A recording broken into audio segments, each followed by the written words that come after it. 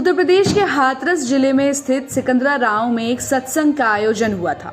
उस सत्संग में भारी भीड़ जुटी थी, जिसके बाद भगदड़ मच गई और भगदड़ में मरने वालों की संख्या 121 तक पहुंच गई। मृतकों की संख्या बढ़ भी सकती है क्योंकि अभी भी आसपास के कई अस्पताल घायलों से भरे पड़े हैं। भगदड़ से पहले के एक वीडियो क्लिप में लोग एक बड़े शामियाने में प्रवचनकर्ता भोले बाबा का सत्संग सुनते हुए दिखाई दे रहे थे। बाबा उनके सामने सिंहासन जैसी कुर्सी पर बैठे थे और जानकारी के मुताबिक प्रवचनकर्ता भोले बाबा ने 1990 के दशक में पुलिस की नौकरी छोड़ दी थी और पुलिस सेवा में रहते हुए ही सत्संग करने लगे थे। कहा जाता है कि उनके भक्तों में नेता भी शामिल हैं। भोले बाबा में उत्तर प्रदेश के लोगों में काफी आस्था है।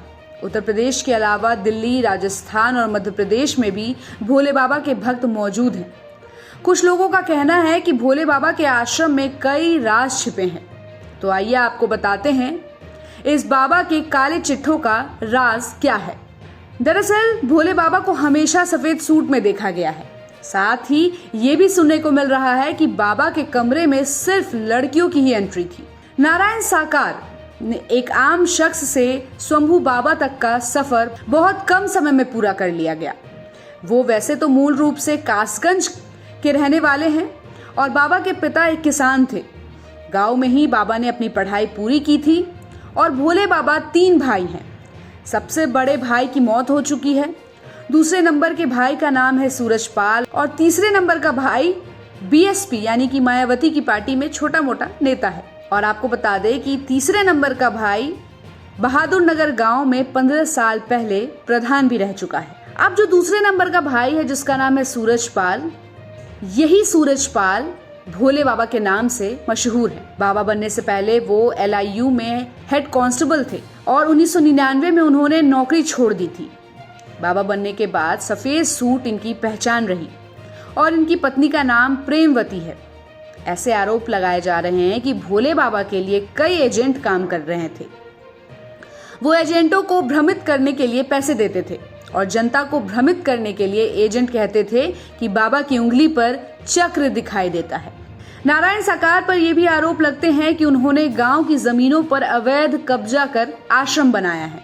उन पर यह भी आरोप लगते हैं कि इनके आश्रम पर खूबसूरत लड़कियां रहती हैं। इनके कमरे में लड़कियों के अलावा सिर्फ खास लोगों की एंट्री है। बाकी किसी भी लोग को भोले बाबा के कमरे में अंदर जाने की इजाजत नहीं है। किसी बाहर के आदमी को तो उनके कमरे में जाने की इजाजत कतई नहीं दी जाती है। साथ ही साथ ये भी पता चला है कि भोले बाबा के पास बहुत महंगी लग्जरी गाड़ियां हैं। हालांकि बाबा जो लग्जरी गाड़ियां इस्तेमाल करते हैं उनमें से एक का भी रजिस्ट्रेशन उनके नाम पर नहीं है। सभी गाड़ियां दूसरे लोगों, खास तौर पर भक्तों के नाम पर है। बाबा ने अपने नाम पर कुछ नहीं रखा है। बताया जा रहा है कि एक बार ये जेल भी जा चुके हैं। हालांकि पिछले कुछ समय से बाबा की मान्यता लगातार बढ़ रही है और पिछले साल बाबा के दरबार में उत्तर प्रदेश के पूर्व मुख्यमंत्री और सपा अध्यक्ष अखिलेश यादव भी पहुंचे थे। अखिलेश की बाबा के दरबार में पहुंचने की तस्वीरें सोशल मीडिया पर वायरल भी हो रही हैं। तो आपकी क्या राय बन रही है इस खबर पर और इस नारायण साकार यानी कि भोले बाबा पर? हमें कमेंट करके जरूर बताइएगा और ऐसे ही खबरों के लिए देखते रहिए सारा समय का डिजिटल प्लेटफॉर्म। हमारे चैनल को लाइक और सब्सक्राइब करना बिल्कुल भी मत भूलिएगा।